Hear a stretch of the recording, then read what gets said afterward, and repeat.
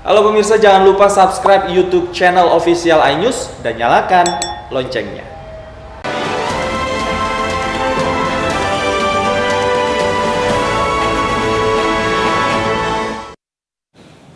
Pemirsa, 3 pencuri di Makassar, Sulawesi Selatan diringkus polisi. Berdasarkan penyelidikan, pelaku ternyata juga dalang tawuran yang kerap meresahkan masyarakat.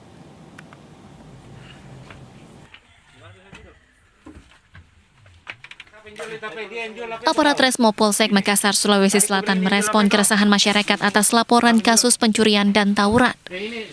Dalam operasi penangkapan kemarin, polisi langsung meringkus kedua pelaku. Berdasarkan keterangan pelaku yang diamankan, polisi kembali mengamankan 1 pelaku lainnya. Saat menjalani proses interogasi, salah satu pelaku yakni Farul alias Bagong yang merupakan residivis mengakui kerap melakukan pencurian di sejumlah rumah warga. Sementara seorang pemuda lainnya yang tidak terbukti terlibat pencurian maupun tawuran akhirnya dipulangkan. Dari Makassar, Sulawesi Selatan, Muhammad Nurbone, iNews melaporkan. Ya, pemirsa, korban ledakan akibat petasan di Kebumen, Jawa Tengah bertambah menjadi 4 orang. Diduga ledakan terjadi saat korban membuat petasan sambil merokok.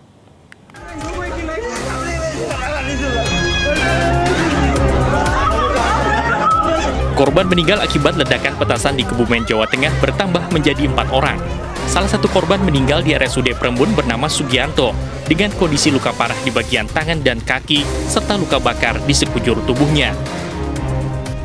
Kini salah satu korban yang masih mendapat perawatan di RSUD Prembun adalah Bambang Priyono dengan luka di bagian wajah dan tubuh. Bupati Kebumen Arief Sugianto sampaikan turut berbelasungkawa atas kejadian ini. Namun dengan kejadian ini, pertama saya selaku Bupati turut belasungkawa atas meninggalnya 3 warga kami, dan tentunya tadi kami telah perintahkan kepada Kadinkes supaya biaya pengobatan ini ditanggung dengan Jamkesda, Jaminan Kesehatan Daerah. Jadi untuk administrasinya sudah disiapkan supaya keluarga-keluarga korban ini tidak menambah bimbang dan bingung. Sedikitnya 400 kg bahan pembuatan petasan telah disita polisi dari lokasi kejadian. Berdasar hasil olah TKP, penyebab ledakan diduga karena salah satu korban membuat petasan sambil merokok. Selain menyelidik lebih lanjut penyebab ledakan, kepolisian kini juga mengusut asal-usul bahan pembuat petasan yang dimiliki korban. Dari Kebumen, Jawa Tengah, Johartoyo, iNews melaporkan. Polisi menyita balon raksasa yang diterbangkan warga Ponorogo, Jawa Timur. Menerbangkan balon menjadi tradisi warga Ponorogo saat merayakan Idul Fitri.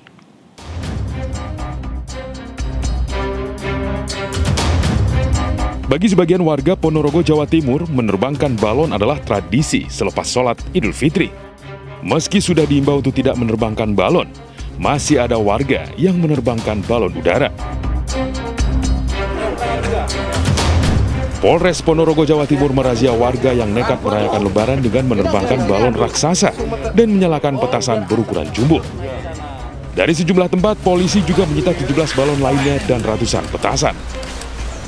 Hari ini laporannya dari masing-masing polsek atau dari masing-masing kecamatan ada 17, baik itu penyerahan maupun penemuan-penemuan di lapangan atau di persawahan dan lainnya.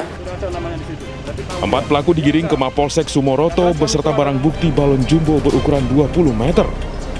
Meski menjadi tradisi, warga diimbau tidak menerbangkan balon udara ini karena membahayakan keselamatan penerbangan dan jaringan instalasi listrik.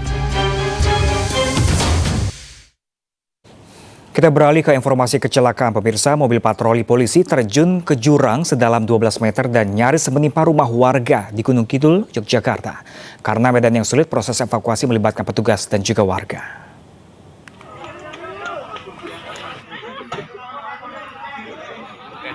Mobil patroli milik Polsek Gedang Sari Polres Gunung Kidul, Yogyakarta ini terjun ke jurang sedalam 12 meter di Desa Hargomulyo. Mobil yang terjun ini nyaris menimpa rumah warga. Evakuasi memakan waktu lebih dari 2 jam karena kondisi jalan yang sempit sehingga harus dilakukan secara manual. Petugas yang dibantu relawan warga harus membongkar dinding pekarangan warga agar bisa mengevakuasi mobil. Mobil juga harus ditarik dengan tali dan didorong melewati jalan pedesaan dengan medan yang sulit sebelum tiba di jalan beraspal. Ya, karena faktor gelap itu. Nggak hafal medan juga berarti? Namanya ya karena anggota baru itu. Okay. Anggotanya ada berapa sih Pak yang menumpang mobil? Untuk penumpangnya tadi malam 3. Itu semua anggota Polsek Gedang Sari. Insiden berawal ketika 3 anggota polisi berpatroli di wilayah Sampang Gunung Kidul pada Kamis malam. Dalam perjalanan ke Polsek Gedang Sari, mobil menikung dan kehilangan kendali. Diduga pengemudi tidak menguasai medan. Mobil akhirnya masuk ke jurang. 3 anggota polisi yang terluka dibawa ke rumah sakit, sementara 2 penumpang lain hanya luka ringan. Dari Gunung Kidul, Yogyakarta, Kismaya Wibowo, iNews melaporkan. Gempa bermagnitudo 7,2 skala Richter mengguncang Kabupaten Nias, Sumatera Utara. Warga panik dan berhamburan keluar rumah saat merasakan guncangan gempa yang sangat kuat. Selang 1 jam, gempa susulan 5,2 skala Richter kembali terjadi. Belum dilaporkan adanya korban jiwa maupun kerugian materi lainnya. Pusat gempa berada di kedalaman 10 km di lepas pantai barat daya Nias Barat dan tidak berpotensi tsunami. BMKG memutakhirkan gempa bumi di Nias dari magnitudo 7,2 menjadi magnitudo 6,7. Analisis BMKG menunjukkan gempa bumi ini berkekuatan 7,2 yang selanjutnya dilakukan pemutakhiran menjadi berkekuatan 6,7. Hingga saat ini belum ada laporan dampak kerusakan yang ditimbulkan akibat gempa bumi tersebut. Dari hasil pemodelan yang dilakukan oleh BMKG, dapat diketahui bahwa gempa bumi tersebut tidak berpotensi tsunami. Saya ulangi bahwa gempa bumi tersebut tidak berpotensi tsunami. Oleh karena itu, kami rekomendasikan kepada masyarakat.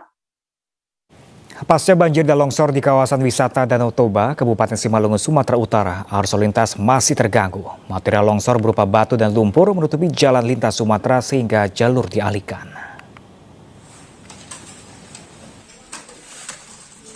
Tim gabungan TNI, Polri, BPBD, relawan, dan masyarakat melakukan pembersihan sisa material longsor di ruas jalan lintas Sumatera yang ada di wilayah Parapat, Kabupaten Simalungun, tepatnya menjelang pintu masuk wisata Danau Toba. Hal ini sebagai upaya percepatan pemulihan pasca terjangan banjir bandang di kawasan wisata Danau Toba agar jalur dapat kembali dilintasi. Kini arus lalu lintas masih terganggu, sementara petugas membuat portal dan mengalihkan kendaraan menuju jalur alternatif. Tinggi kah atau gimana? Tinggi. Apa harapan Ibu kepada pemerintah, Bu, untuk mengantisipasi ini? Ya, untuk mengantisipasi penghijauan memang utuhnya kayu di atas. Kita bilang nggak ada partisipasi istilahnya kepala desa kami, kayak mana alam yang terjadi. Sisa material longsor berupa kayu, batu, dan lumpur dibuang ke sungai dan mengalir ke Danau Toba. Akibatnya, air Danau Toba mulai tercemar siang tadi.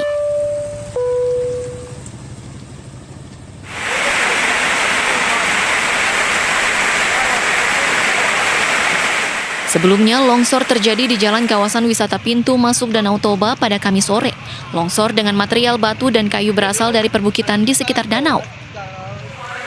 Banjir juga melanda jalan lintas Sumatera di Kota Parapat, Simalungun, Sumatera Utara. Dari Simalungun, Sumatera Utara, Dharma Setiawan, iNews melaporkan. Pasukan gabungan TNI Polri menembak mati komandan teroris Pintu Angin wilayah Wuloni, Distrik Ilaga, Kabupaten Puncak, Provinsi Papua. Lesmin Walker menjadi salah satu pelaku penembak Bahrada Komang, anggota operasi Memangkawi yang gugur pada akhir April lalu.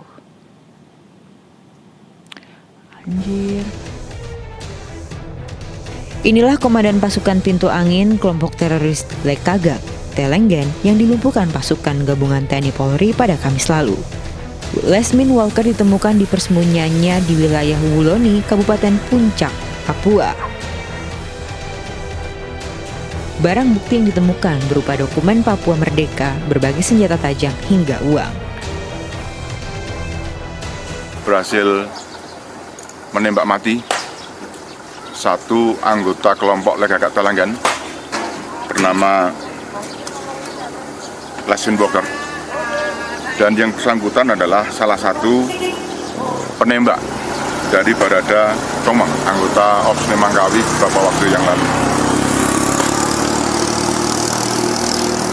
Lesmin Walker ini adalah salah satu komandan pasukan, ini sebutan mereka, yaitu pasukan Pintu Angin kelompok Wuloni. Setelah melumpuhkan Lesmin Walker, polisi juga menduduki Kem Wuloni dan Tagaloa di Distrik Ilaga. Penumpasan kelompok kriminal bersenjata di Papua setelah peristiwa penembakan Kepala BIN Papua beberapa waktu lalu. Menko Polhukam pun mengganti status mereka menjadi teroris. Dari Kabupaten Puncak, Papua, Edi Siswanto, iNews melaporkan. Ya, pemirsa, seorang kurir narkoba ditangkap petugas di Palangkaraya, Kalimantan Tengah. Kurir itu hendak mengantarkan paket sabu kepada pelanggan yang akan berpesta narkoba di malam Lebaran. Keluarin sendiri dong, kata. Keluarin sendiri. Seorang pria ditangkap karena membawa sejumlah paket narkoba yang baru dibeli dari pengedar. Taruh di bawah, taruh di bawah. Pengedar ini ditangkap di Jalan Kalimantan, Kecamatan Pahandut, Palangkaraya, Kalimantan Tengah. Rencananya sabu yang baru ia beli akan diantar ke pelanggan lain. Di tempat yang sama, polisi juga mengamankan sopir travel yang membawa satu paket sabu yang akan ia pakai. Kita temukan adanya paket narkoba jenis sabu-sabu, ada satu membawa 2 paket, satu membawa 1 paket yang baru mereka beli dan rencana akan mereka antarkan ke Jalan Setaji. Penangkapan kurir dan pengguna narkoba berawal dari kecurigaan petugas yang melihat ada 2 kendaraan mobil dan motor yang melarikan diri saat melihat patroli petugas. Kini kedua pelaku diperiksa dan ditahan di Polresta Palangkaraya. Dari Palangkaraya, Kalimantan Tengah, Ade Sata, iNews melaporkan.